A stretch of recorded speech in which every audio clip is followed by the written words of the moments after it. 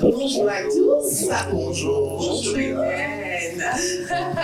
Et c'est magnifique, on se retrouve encore. Et voilà. Que le mariage soit. Et moi, je pense que le mariage, ce n'est pas un sujet très sérieux. C'est un sujet qui doit pouvoir faire rire, mettre de la bonne humeur. C'est pas un sujet stressant, Oui, ça ne devrait pas être stressant. Non, c'est pas stressant. Malheureusement, en fait, il y a des histoires que nous entendons. Nous traitons. Voilà, qui sont assez tristes. Des fois, ça fait peur, ça fait mal. Mais après, nous, on garde notre bonne humeur parce qu'on reste positif et on se dit que demain, ce sera meilleur. Surtout parce que c'est un concept, en fait, que Dieu a créé, donc ça ne peut qu'apporter le bonheur. Exactement. Et nous en parlons avec beaucoup de bonne humeur. Beaucoup de bonne humeur, beaucoup de joie, et nous espérons que nous vous transmettons ces choses qui sont divines. Absolument. La bonne humeur, elle est très divine. Et à la fin de chaque émission, nous vous transmettons aussi une bénédiction. Exactement. Alors, qu'est-ce qu'on va vous dire aujourd'hui? On a un sujet qui est assez difficile. Il y a des couples qui traversent ce problème. C'est pas évident. Et c'est jamais ça touche. Vous voyez, quand les gens se marient, ils se disent c'est pour vraiment partager l'intimité, mais si l'intimité a un problème. Et surtout qu'il y a beaucoup d'attentes lorsqu'on se marie, on fait un projet, on se dit on va avoir des enfants, on va avoir des petits-enfants. C'est tout un rêve qui, lorsqu'il n'est pas réalisé par rapport à une réalité que l'on rencontre dans le mariage, ça fait très mal. Et ça fait très mal. Et nous espérons que vraiment avec la manière dont nous allons traiter le sujet aujourd'hui, ça va vous inspirer là où vous êtes et ça va pouvoir vous aider à retrouver votre vie. Exactement. Et à avancer. Nous ne sommes pas seuls. Nous ne sommes pas seuls, nous avons voilà, nos invités aujourd'hui. Nos invités sont très féminines. Professionnelles aussi. Ce sont deux chrétiennes. Là, je leur ai présenté maintenant Believe Kabarou. Elle est mère, elle est chrétienne, elle est aussi médecin de formation. Bonjour Believe. Bonjour, maman, bien. Bonjour Papa Eden. Voilà, un maximum de vous, de votre expérience. Alors nous avons aussi Madame Élisée. Bonjour Madame Élisée. Bonjour. Nous sommes très heureux de vous recevoir sur ce plateau. Merci. Alors vous êtes chrétienne, oui. Vous êtes aussi assistante sociale. Oui. Vous travaillez au ministère des Affaires sociales. Okay. Vous avez plein de choses à nous raconter. Et donc tout de suite, on va écouter l'histoire. C'est l'histoire de Cordon et de Mimina. Mimina est une jeune demoiselle qui sort d'une famille modeste. Il n'y a pas beaucoup d'argent, on va le dire. Elle vient d'un quartier qui est vraiment assez reculé. Et dans ce quartier, tout le monde se bat pour s'en sortir. Et le seul espoir qu'ils ont, c'est qu'ils rencontrent en fait quelqu'un qui les sorte en fait de la misère dans laquelle ils vivent. Alors, bien sûr que le Seigneur est merveilleux. Il fait en sorte que Mimina rencontre Cordon. Cordon, c'est un jeune garçon, trentaine d'années, très bel homme. Il vient fraîchement de l'Europe. Et là-bas, il semble avoir une vie assez aisée. Et donc, tout va bien pour lui. Il rencontre Mimina. Quand on dit à Mimina qu'il est chrétien, Mimina dit mais ça tombe bien, moi aussi je suis enfant de Dieu et donc ensemble nous allons respecter le règlement divin, donc pas de sexe avant le mariage. Les deux se sont accordés et ils ont commencé leur histoire. Et Cordon lui dit écoute, je vais te présenter très vite à ma famille, même si nous sommes encore à quelques jours seulement de la rencontre, quelques semaines de la rencontre. Et donc, Cordon présente sa fiancée à sa famille qui était à Kinshasa. Dès que la famille voit Mimina, la famille était très heureuse de voir enfin leur enfant rencontrer une jeune femme qu'il aime. La famille traite Mimina, mais vraiment avec gâterie, je préfère le dire, avec gâterie. Mimina, elle n'en revient pas. Comment je peux tomber sur une famille qui me traite bien? Comment ça se passe? Comment ça se fait? Est-ce que dans mon pays, ce genre de choses se font aussi? Et donc, un jour même, la famille de Cordon proposait à Mimina de passer ses vacances en Europe Waouh! Alors là, c'était vraiment le top de top. Elle a accepté et donc elle est allée en Europe pour une semaine. Elle est revenue et donc il commençait maintenant à faire des démarches parce que Cordon vit en Europe et Cordon donc commence à faire des démarches pour avoir le visa, faire le mariage et ensuite donc Mémina le rejoigne en Europe. Ils ont commencé à faire des procédures de mariage et tout ça. Ils font finalement le mariage et Cordon retourne donc en Europe parce que voilà, il devait vite retrouver ses activités. Mémina, elle aussi, ici, les démarches vont bon train, tout se passe bien, elle a son visa. C'était juste une occasion de faire une grande action de grâce.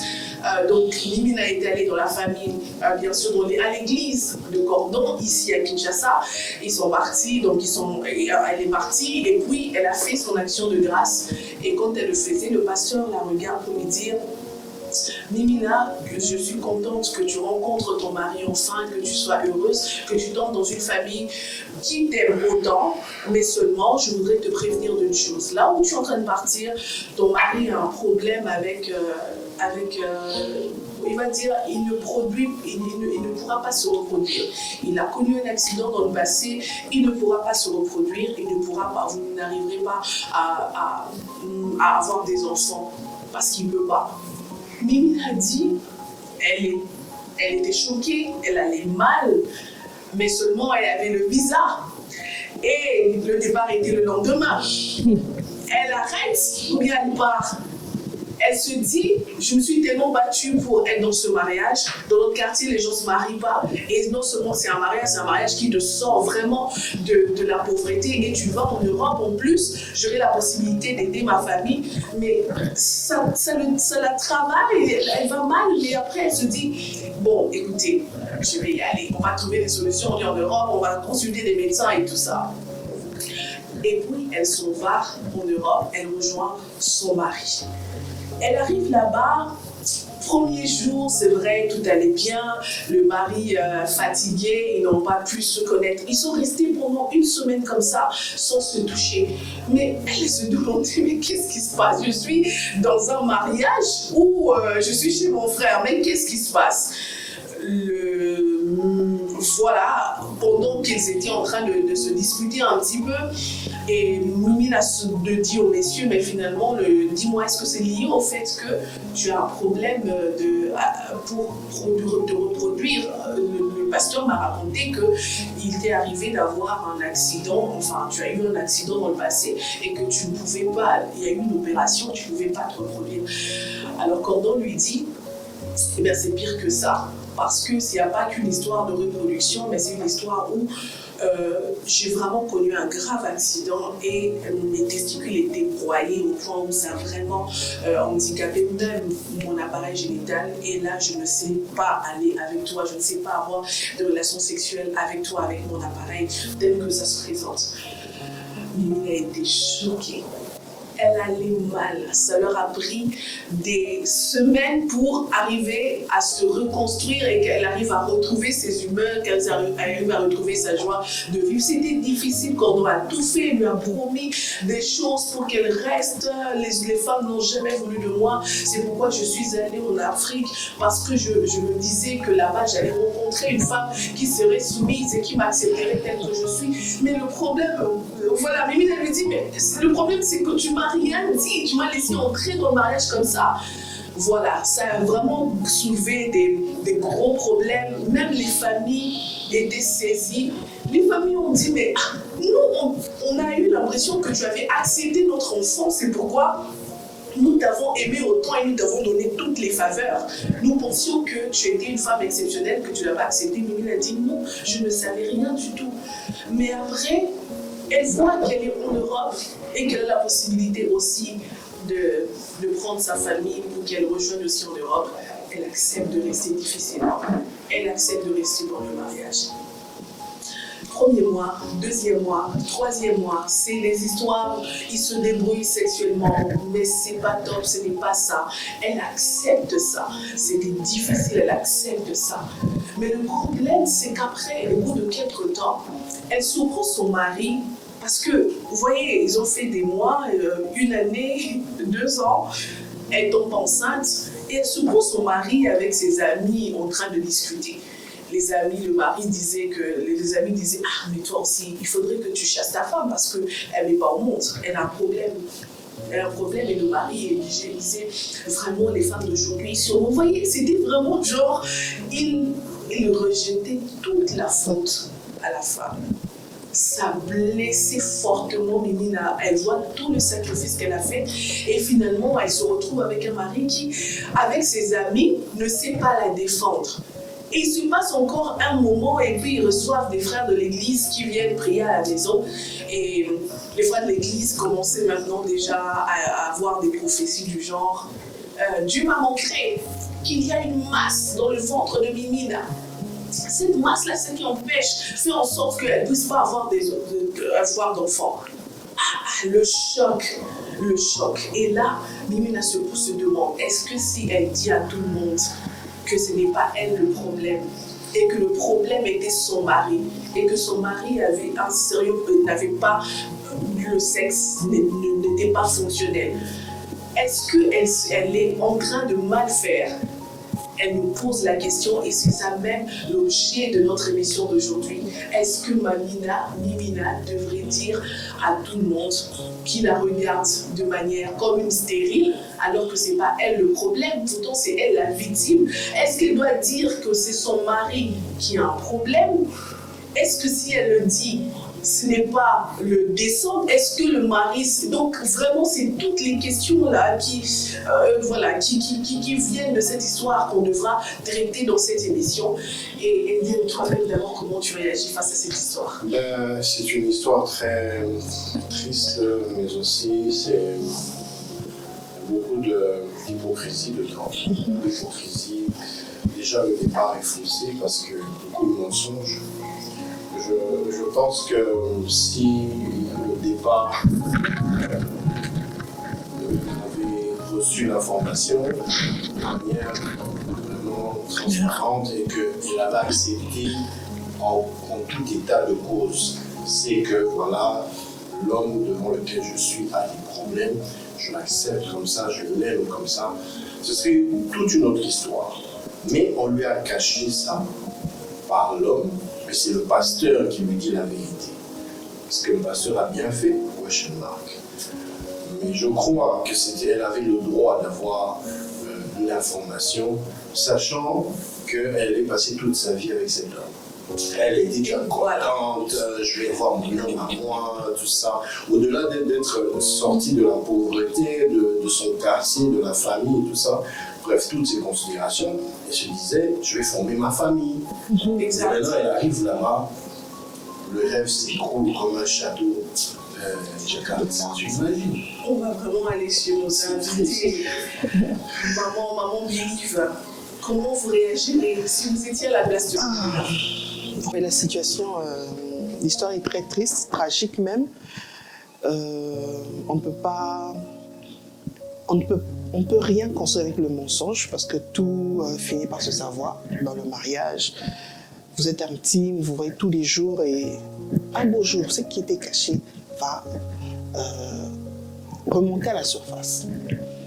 Et dans ce cas-ci, si le monsieur était chrétien, rénové dans son intelligence, donc ça signifie que c'est quelqu'un qui prend pour la vérité, l'honnêteté et qui veut, s'il veut vraiment que son mariage réussisse, que ce soit un mariage de paix et de joie, il aurait pu en parler. Ce n'est pas facile, mais en parler honnêtement avec la personne, déjà, n'est pas attendre que la personne accepte. Il faudrait bien qu'elle se dise, bon, malgré ça, je vais accepter. Et quand on accepte, certes, elle va donner des conditions où vous allez parler de comment vous allez vous y prendre. Lui ne l'a pas fait et c'est dans le mariage qu'elle découvre la situation. Donc du coup, c'est normal déjà qu'elle se sente... Il n'en parle pas, il se sent... il se sent... Je ne sais même pas s'il attendait que la femme réagisse. Certainement qu'il se disait, bon... Surpris, peut-être même pas qu'il était surpris, mais bon...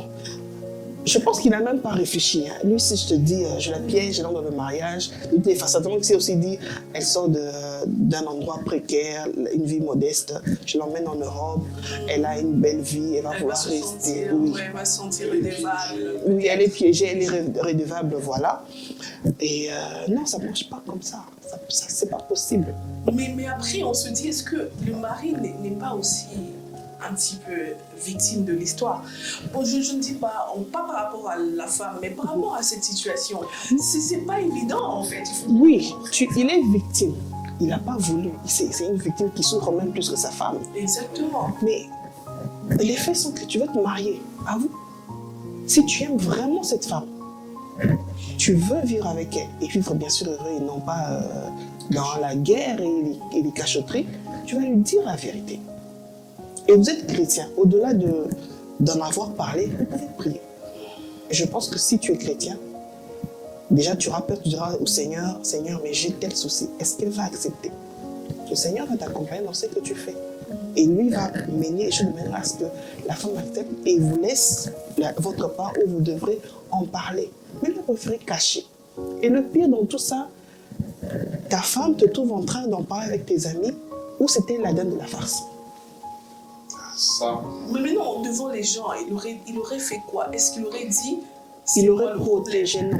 Il aurait protégé. Dès que tu dis que c'est toi le problème, tu exposes votre couple. Vous exposez votre mariage, tout le monde va entrer. Tout le monde va entrer pour donner son avis. Or, dans cette situation, si vous laissez tout le monde entrer, vous serez perdu.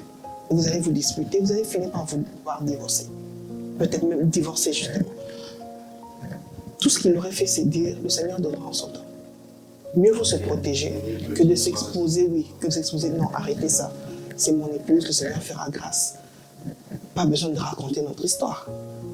Dans une société où, lorsque vous ne concevez pas, on veut se moquer soit de l'homme, on veut se moquer de la femme, protégez votre couple.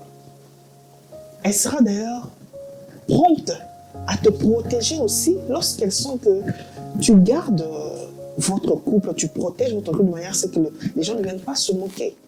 Et toi, tu vas l'exposer alors que c'est elle qui est en bonne santé et pas toi. Si c'est une femme impulsive, elle aurait réagi à cet instant-là. Et puis dans un milieu où, comme à l'étranger, où la femme est la plus protégée, elle peut faire un scandale, on va appeler la police et tu vas en prison. Elle peut tout inventer. Elle a gardé son calme, mais elle était déchirée. Elle était déchirée. Tout ce qu'il devait plutôt faire, c'est être honnête dès le départ. Mais il se fait que dès le départ, il a caché. Mais maintenant, nous sommes dans le mariage. Qu'est-ce qu'on fait? Justement. Maman Élise, combien de femmes y connaissez-vous qui accepteraient un homme qui, dans les fiançailles, vient lui dire « Vous savez, tu sais que j'ai un problème là-bas ». Combien de femmes accepteraient d'entrer dans un mariage comme ça? Un pourcentage. D'abord, aimer d'abord la personne. Aimer d'abord la personne pour juger. Envisager le mariage. Combien? Aimer s'il y a la vérité. Oui, si en fait, imaginez que Cordon le disait bien plus tôt à sa femme. S'il y avait la vérité au départ, peut-être qu'il y aurait 1 sur 10 qui pouvait accepter de... 1 sur 10. Oui, 1 sur 10. Oui, peut-être qu'il y aurait 1 sur 10 qui pouvait accepter le monsieur. Mais la situation, elle est tellement très compliquée parce qu'il y a 2 victimes. Il y a le premier, c'est le monsieur victime d'un accident. Voilà pourquoi la présence de l'assistant social est très importante. Parce que ce n'est pas tout le monde qui connaît le travail que fait l'assistant social. On accompagne la personne en situation difficile. Je peux prendre la définition de l'OMS. L'assistant social, c'est le professionnel du domaine social qui accompagne les personnes malades et leurs familles et les aide à résoudre leurs difficultés économiques et sociales. C'est pas des pasteurs? Non. Et les pasteurs ont leur travail spirituel. Et ils le font maintenant parce qu'il n'y a pas la présence des assistants sociaux ou bien les personnes, les individus ne connaissent pas ce travail. On est là au milieu du village, on est là au milieu de deux êtres vivants, de 2 êtres humains. Parce qu'on fait le travail avec les êtres humains. On voit l'homme, on voit la femme. L'homme qui souffre, qui est déjà handicapé, il souffre de son handicap riche même, très difficile à résoudre et à gérer au même moment. Et la femme qui souffre et je peux dire entre parenthèses, mensonge, parce que moi je ne peux pas m'appuyer sur ça, parce que je vois déjà la difficulté de l'autre, parce qu'il a pu cacher, parce qu'il ne savait pas, il voulait qu'on l'aime, il voulait une personne autour de lui, il ne voulait pas s'exposer pour ne pas être rejeté. Alors, pour lui, il a trouvé bon de cacher cette situation pour parler de cela plus tard, alors que ça a encore compliqué de choses. Et je vois aussi la femme qui pouvait jouir comme toute autre femme, et cela ne peut pas arriver parce qu'il y a une situation très déplorable. Et puis, mais au moins, elle a dû supporter cela pendant 2 mois. Elle a dû supporter parce que peut-être qu'elle avait compris. Et en plus, elle regardait aussi ses intérêts. Elle sort d'une famille très pauvre. Et puis tout. Malgré cela, elle devait toujours jouir du mariage, c'est-à-dire consommer le mariage. Et chose impossible, elle est en train de gérer une situation qu'elle ne sait pas comment je peux m'en sortir ou comment est-ce que ça va finir ou quoi. À ce genre de personnes, on propose toujours un accompagnement, parce que nous, on ne trouve pas la solution à la place de l'autre. On accompagne pour te faire sortir de la situation de crise. Et le monsieur et la femme, ils ont besoin de l'accompagnement psychosocial. Ah, ok. Alors, par rapport à cet accompagnement, les personnes qui sont, je dirais, physiquement handicapées, qui ont ces handicaps, comme par exemple monsieur Cordon, est-ce que vous trouvez que l'accompagnement social est beaucoup plus facile avec les personnes valides que les personnes handicapées? Quand je dis valides, c'est-à-dire qu'ils ont tout leur nombre, et par rapport à cette situation, est-ce que vous trouvez que ce serait beaucoup plus facile d'accompagner la femme qui est pratiquement en bonne santé, c'est-à-dire tous ces personnes-là, que d'accompagner le mari qui ne s'accepte pas? Voilà pourquoi il faut l'accompagner pour, en premier temps, qu'il s'accepte d'abord, qu'il accepte sa condition. Voilà, qu'il accepte ce qu'il est. Enlever de frustration, c'est ça notre travail. L'accompagnement là fait partie de beaucoup de choses à la fois. C'est-à-dire je suis en train de te soigner comme le médecin, comme peut faire madame. Je suis en train de te soigner pour que tu te sentes mieux dans la santé, dans ta peau. Et puis quand il y aura plus de honte, quand il y aura plus de frustration, en ce moment tu deviens une personne normale, une personne réinsérée dans la société comme tout le monde. En ce moment-là, tu pourras prendre des décisions. Même la femme, d'abord l'accompagner. Si elle accepte cette condition, ou si elle n'accepte pas, on peut toutefois trouver des solutions pour qu'elle vive mieux. Parce qu'on doit vivre, oui, dans le foyer, si elle accepte ou si elle n'accepte pas selon elle-même. On ne trouve pas la solution à sa place. On l'accompagne justement à sortir de son état de vulnérabilité parce qu'ils sont déjà vulnérables. Maintenant, on est vraiment en train d'analyser cette histoire au point de vue social, assistance sociale, et puis au point de vue médical. Maman Bilive, est-ce qu'on peut vivre avec un mari qui a ce problème? Le problème, c'est qu'il ne peut pas te donner le plaisir sexuel avec, on va le dire, avec son pénis. Est-ce qu'on peut vivre avec? Il y a des méthodes qui peuvent permettre à ce que vous puissiez compenser. Est-ce que vous pouvez arriver à trouver un terrain d'entente? La réponse en fait, pour donner la réponse déjà, on ne peut pas tenir vraiment compte, je dois éviter de tenir compte de ma foi chrétienne. Parce que c'est... En tant que médecin. Oui, en tant que médecin, bien sûr, en tant qu'adulte aussi, il y a plusieurs méthodes. Il y a plusieurs méthodes pour se faire plaisir, passer un moment intime. Lorsque ce n'est pas possible, supposons le mari peut avoir un problème d'érection. Il y a plusieurs autres méthodes. Bien sûr, certaines personnes, je ne conseille pas en tant que chrétienne. Bien sûr, médecin, en tant que chrétienne, je ne conseillerais pas à quelqu'un d'aller se référer à des sextoys, bien que c'est quelque chose qui est très courant. Les sextoys sont utilisés, même chez des couples qui sont en très bonne santé, qui n'ont pas de soucis, on les utilise. Il y a les mains, d'autres organes, d'autres parties de notre corps peuvent procurer du plaisir. Donc voilà. Est-ce que les sex toys, par exemple, des jouets, on va le dire en français, des jouets sexuels, est-ce que ça n'a pas un désavantage sur la santé? Non, ça n'a pas de désavantage sur la santé.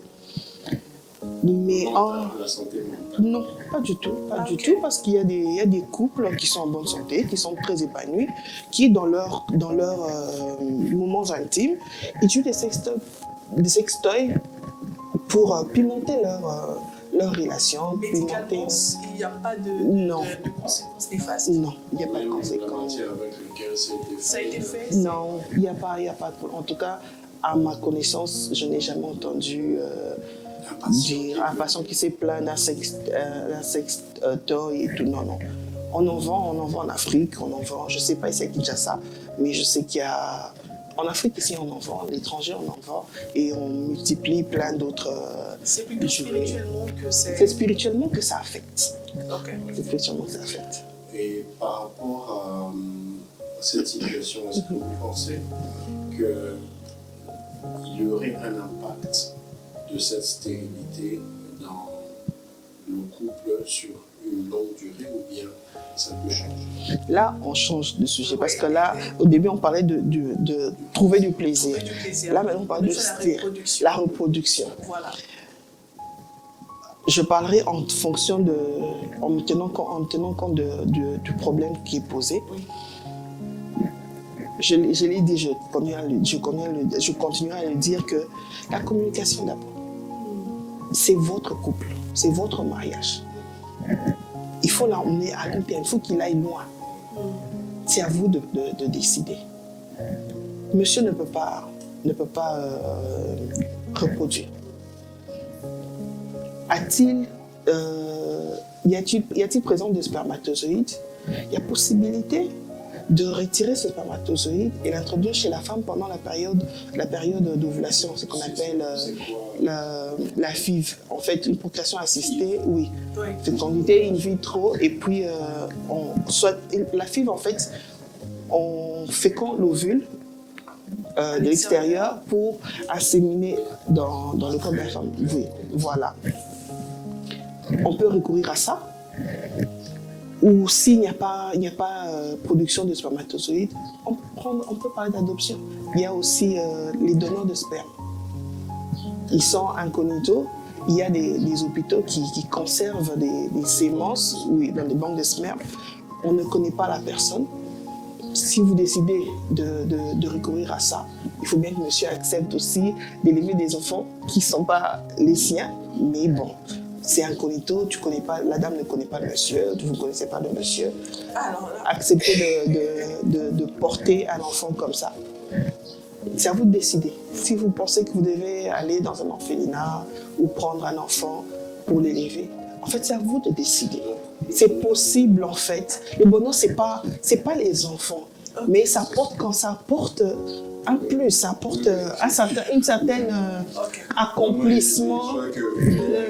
Je voulais juste arriver là où... Oui, c'est un certain accomplissement. Ce n'est pas un objectif, mais c'est un accomplissement. C'est ce qui signifie qu'il y a plusieurs façons de se reproduire, d'avoir des enfants. On fait recours à l'adoption, la procréation assistée. Voilà. Voilà ce que j'allais dire. C'est-à-dire, dans ces cas-là, déjà, Madame Belly et Madame Élisée suffit. Parce qu'il y a une complémentarité. Les deux personnes doivent rencontrer une personne avec qui ils seront à l'aise de parler de leur situation, de parler et puis d'accepter. Et puis c'est à moi, l'assistante sociale, de l'orienter maintenant vers madame. Voilà. D'abord qu'ils acceptent d'abord et puis on oriente. Maintenant quand on va arriver chez elle, à elle maintenant de proposer des solutions. Voilà ce qu'on peut faire, voilà ce qu'on peut faire, voilà. Maintenant, vous pouvez choisir ce qui est mieux pour vous. Alors, vous allez vivre bien comme toute autre personne et puis vous allez bien évoluer. Donc, en fait, dans ce couple, rien n'est perdu, en fait. Ah, ok. Ah, c'est une bonne nouvelle. Je pense que rien n'est perdu dans le sens où on parle de procréation. On veut avoir des enfants. Je pense que rien n'est perdu. On peut adopter, on peut subir aller dans une banque de sperme et avoir des enfants. Et si le monsieur a une production de spermatozoïdes mais est impuissant, on va se servir de sa sémence pour féconder la femme et avoir des enfants. S'il faut retourner dans le fait de passer des moments intimes et tout, c'est comme j'ai dit, si l'appareil génital de l'homme ne peut pas fonctionner, il y a plusieurs autres façons. Ce qu'il faut en fait déjà dès le départ, c'est dire on se calme. On ne panique pas, on se calme. Elle a reçu cette prophétie pour lui dire, tu as trouvé ton mari, mais il a tel problème. On retourne vers celui qui a créé, qui nous a créé, qui a créé cette situation, qui a créé la procréation, tout ce plaisir et tout. Et bien sûr, pour ça, il faut être passé par Maman Lise pour essayer de se reconstruire, s'accepter, se reconstruire et venir vers le médecin, mais aussi se retourner vers le Seigneur, avec qui veut vous donner, lui va vous donner la paix. C'est lui qui va vous inspirer. Il peut vous inspirer vos solutions. Vous pouvez lui proposer vos solutions et vous dire, ok, allez comme ceci, faites comme ceci, faites comme cela. Avant d'en parler, ça paraît facile. Oui, ça paraît facile, mais non. Si c'était facile, pourquoi est-ce que les hommes ont du mal à dire? Parce qu'il faut... À cause de la société. Voilà. Le jugement de la société fait que la stérilité de l'homme, la stérilité masculine n'est pas acceptable par l'homme. Un homme, par l'homme, la société et l'homme lui-même. Okay. Un homme, avec son ego, je suis un homme, je réussis, je peux faire ceci, je peux engrosser une femme, je peux avoir des enfants. Si la mienne n'en a pas, je peux engrosser une autre femme. Il se sent tout puissant, si je peux dire ça comme ça. Il se sent puissant, pas tout puissant. Il se sent puissant. Mais du coup, il se rend compte qu'il ne peut pas procréer, il ne peut pas donner une progéniture. Il se sent perdu. Il peut gagner des millions. Et sur ce point-là, il se sent fini. Tu ne peux rien donner. Tu ne peux rien donner. Et notre société, automatiquement, te juge. Notre société oui, on parle d'Afrique puisqu'on est en Afrique. Notre société te juge, notre société te crucifie. En oubliant qu'il y a possibilité de... Mais on a remarqué que la société avait plus tendance à crucifier la femme. La femme. Sans même avoir fait une expertise médicale. Ouais. Donc, la belle famille arrive dans la maison de leur fils et pendant 2 ans, on ne voit toujours pas le mouvement. On crucifie directement la femme sans même avoir posé la question à leur fils. Oui, parce que c'est l'homme qui donne la sémence afin que toi, tes ovules, puissent transformer cela en un bébé, un embryon. Mais ce fait que tu ne le fais pas. Donc, c'est automatiquement toi qui es stérile.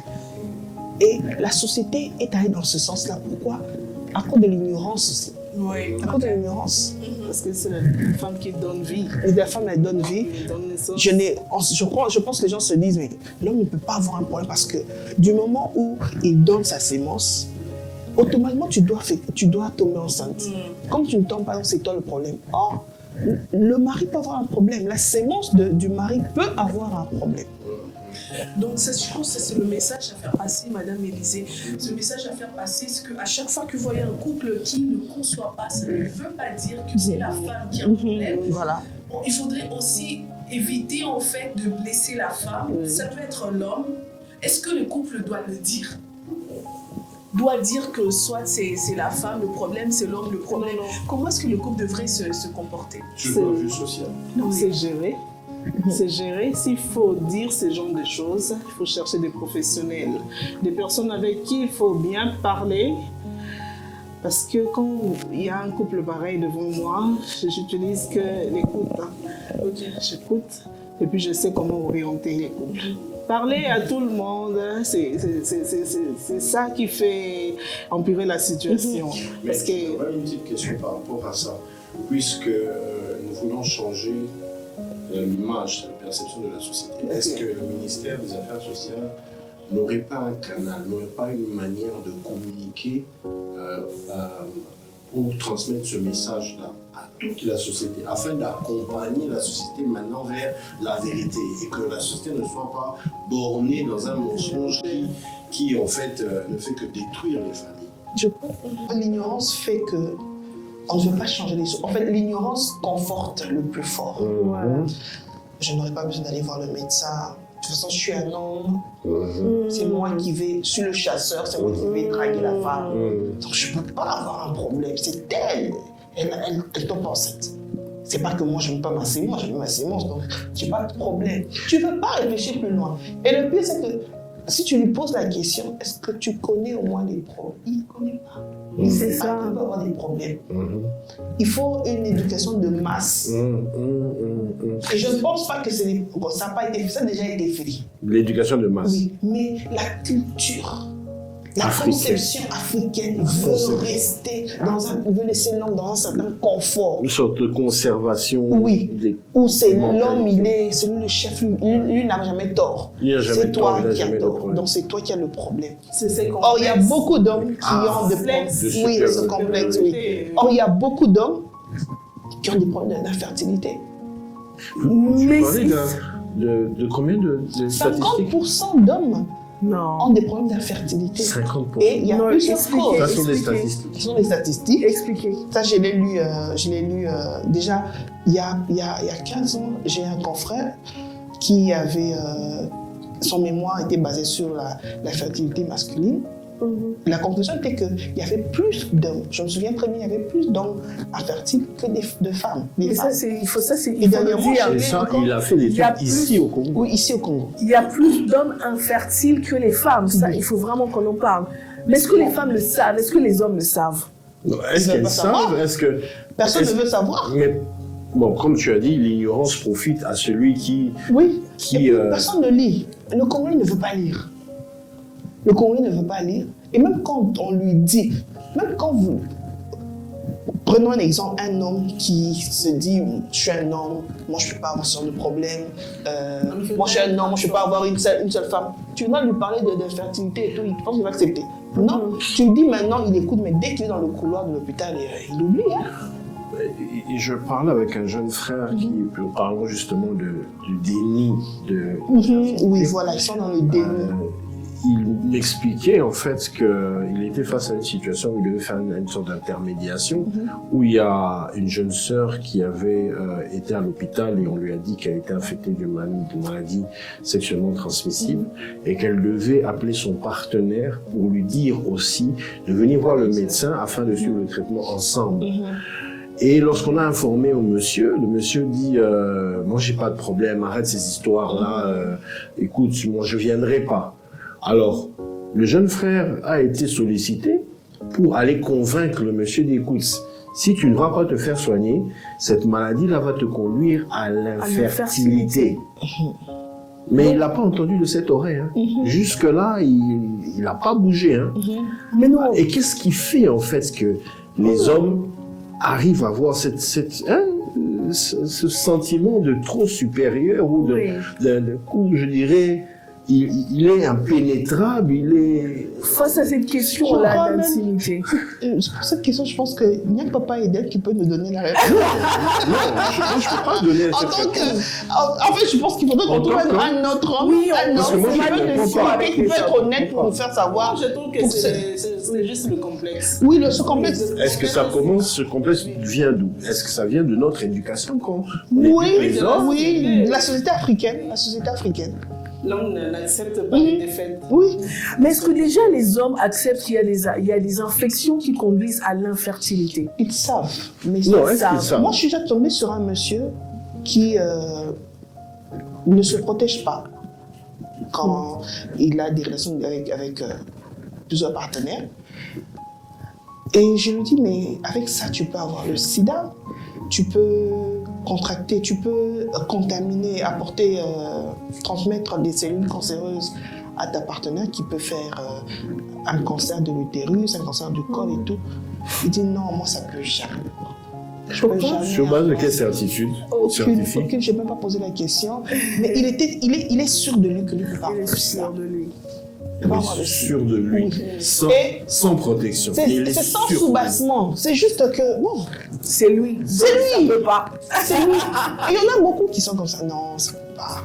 Je sais pas ce que c'est. C'est parce que quand il voit une jolie femme, il ne peut pas avoir le VIH ou pas.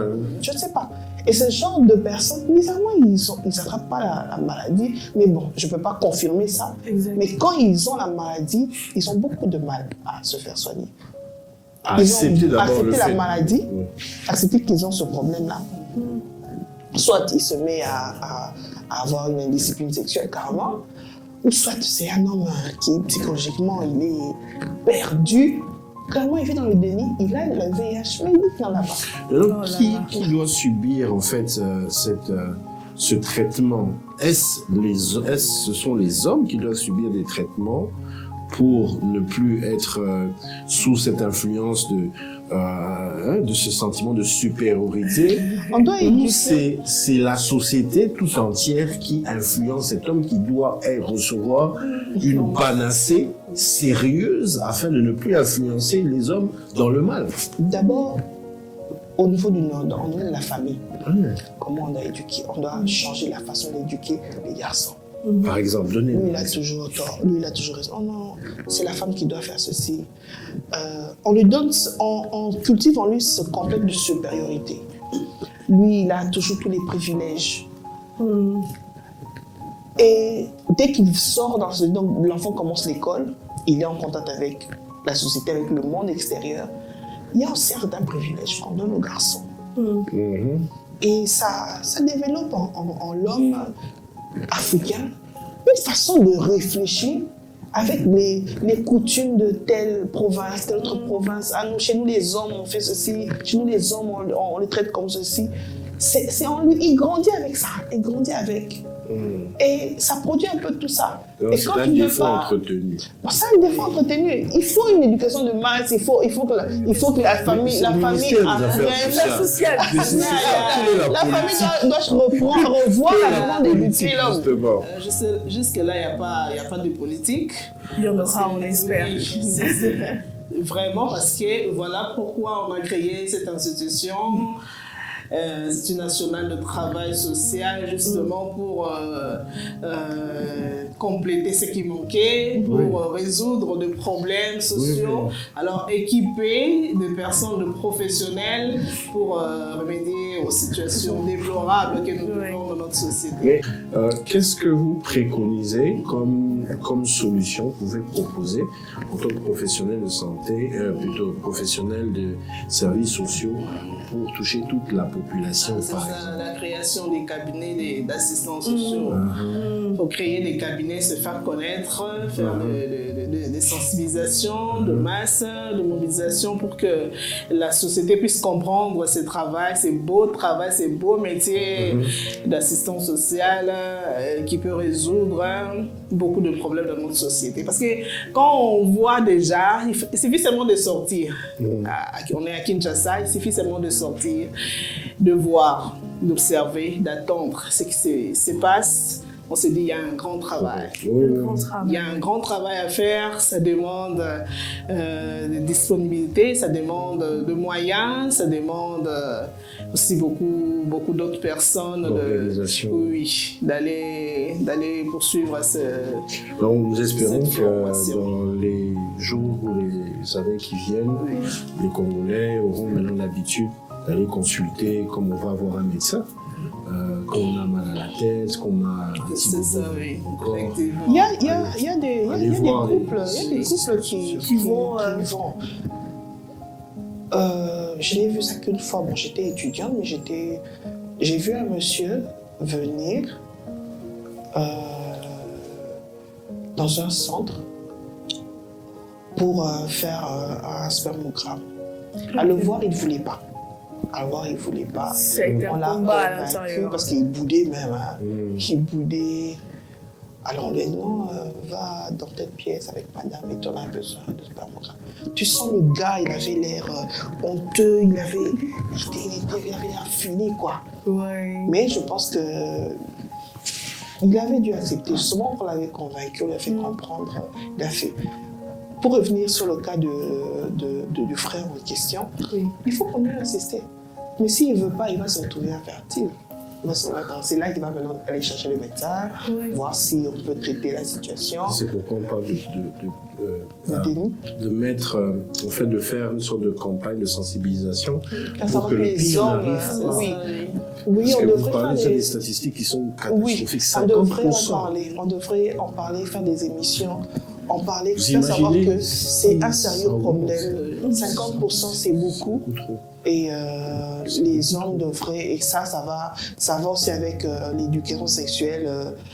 Il faut une certaine discipline et aussi dans votre activité, il faut savoir se protéger aussi. Se protéger, bien sûr, c'est pas que avoir des infections, il y a plusieurs raisons pour lesquelles on peut. Oui, quelles sont les raisons de l'infertilité? Il y a des produits médicamenteux peuvent vous rendre stérile, des infections peuvent vous rendre... Donc, quelqu'un qui est malade, qui a une autre maladie, on lui donne des médicaments, et ces médicaments-là lui vont avoir des conséquences négatives. Oui, l'automédication peut rendre infertile, les infections répétées, infections ou bien mal soignées peuvent rendre infertile. Ok. Et maintenant, Madame Élisée, dites-nous un peu, lorsque on parlait ici de l'éducation qu'on donne à l'homme, parce que si un homme n'est pas éduqué, on voit déjà que la famille est très très impactée. Est-ce que vous pensez que Cordon, on aurait pu gérer la situation différemment? Déjà, la famille savait, par exemple, qu'il avait déjà des problèmes avec ses parties intimes. Est-ce que vous pensez que si déjà il avait l'information qu'il pouvait aussi avoir une vie de couple, c'est vrai, pas comme tout le monde, mais une vie de couple quand même qui peut être heureuse, est-ce qu'il aurait agi différemment? Est-ce que vous ne pensez pas qu'avant de se marier, les gens doivent faire, on pourrait dire comme une sorte de cure de tout ça, cure sociale, cure avec le service social, cette cure-là pour se dire, est-ce que j'ai un problème? Et si j'ai un problème, est-ce que je sais si je peux être heureux quand même avec ce problème dans le mariage? Est-ce que vous pensez que c'est ça qu'on devrait faire? C'est ça l'accompagnement social. Comme il avait déjà un problème, il devait chercher un professionnel. Bon, comme c'est pas connu par tout le monde, c'est ça aussi la difficulté. Mais maintenant que les gens commencent à comprendre, ils devaient chercher. Les gens très souvent vont à l'église parce que là-bas le pasteur il est tout. Alors les gens ont tendance à aller toujours à l'église. Des fois aussi on ne trouve pas gain de cause si soit l'accompagnateur spirituel n'est pas bien formé, ça pose problème.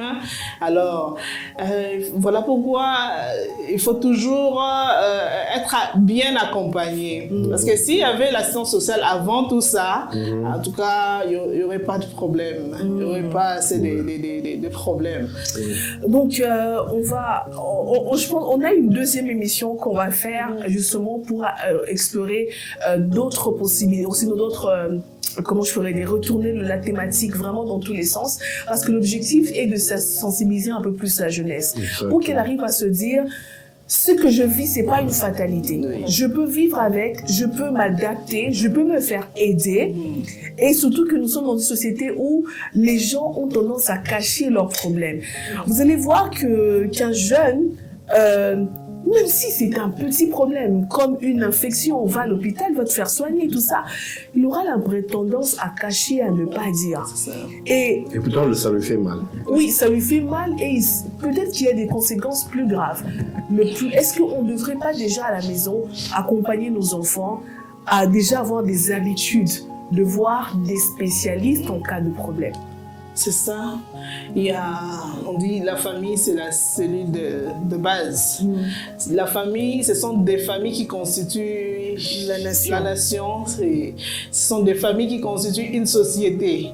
Alors, si dans ces familles-là, on retrouve que des problèmes des personnes qui ont des problèmes, alors cette société ne sera pas bonne.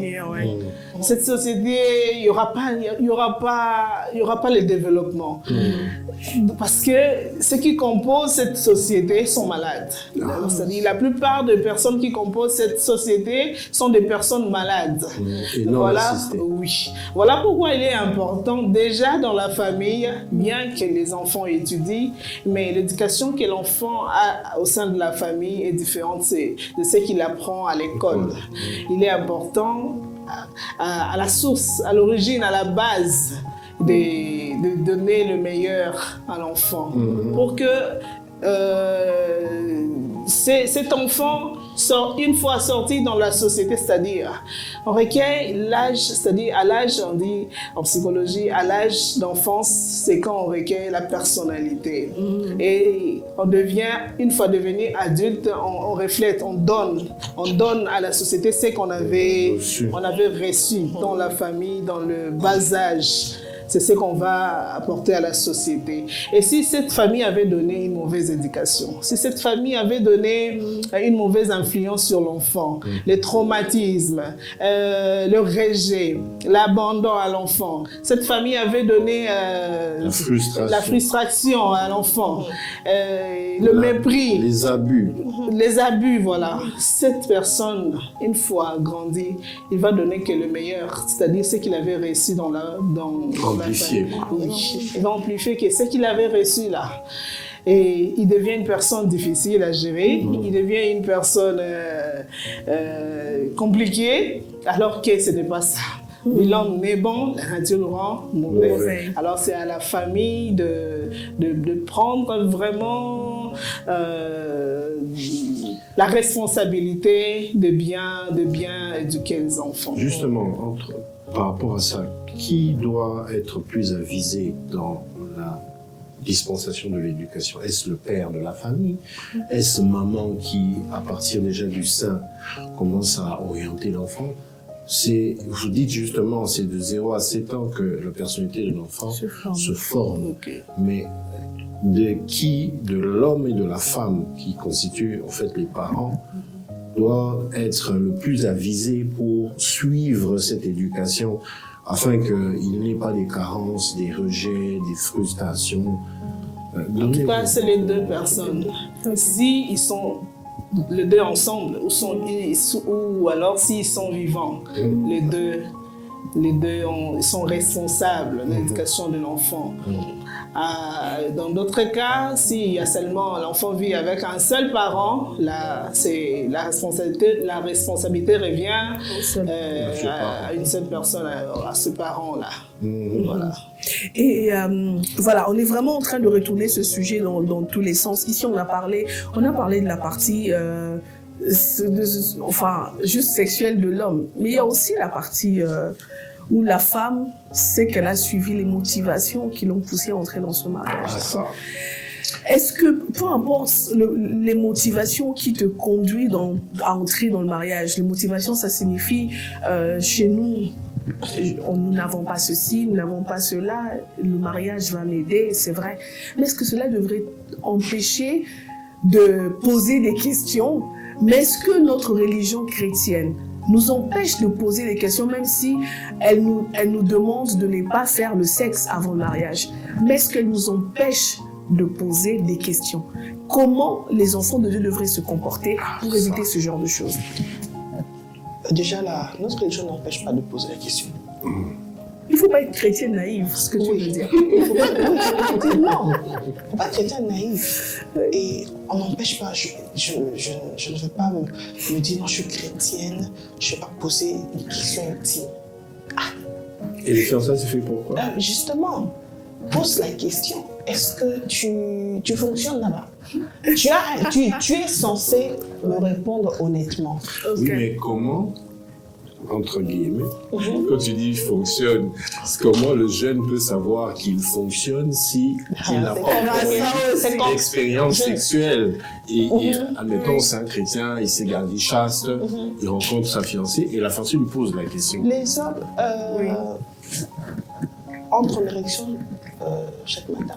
Les jeunes, dès qu'ils sont déjà tout petits, un bébé, tu vois qu'un enfant, quand il vient de se réveiller ou quand tu changes la couche, tu vois que le pénis de l'enfant se relève tout seul. Oui. Tu vois. Plus il grandit, le matin, le garçon, il a une érection. Et cette érection, c'est pas à cause d'un désir sexuel ou parce qu'il a eu un rêve érotique. Non, non. Le fait que le sang se remplit dans le pénis, ça, comment je vais dire? Je vais utiliser un terme simple pour le comprendre. Un peu comme s'il nourrit d'oxygène les caves afin qu'elles ne puissent pas se nécroser, qu'elles ne puissent pas sécher ou se nécroser. Donc elle a son importance. Cette direction matinale a son importance. Déjà, si tu as ça, tu comprends que tu fonctionnes, non? Je pense que c'est quand même un élément qui peut te faire comprendre que tu fonctionnes. Si toute ta vie, toi, tu t'es jamais levé, ça ne monte pas de soi-même. Il faut te poser aussi la question. Oui, te poser la question, je pense que ça va créer un souci de santé par rapport à la partie génitale et tout. Tu peux comprendre ça. Donc tu peux me répondre que oui, je pense que je fonctionne.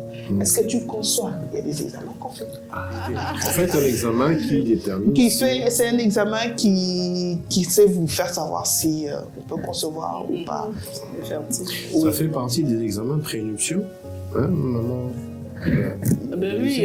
Oui, très souvent. On n'en parle pas. Je pense pas qu'on en parle parce qu'on ne sait pas, à l'église, on ne sait pas que ça existe, que l'on peut...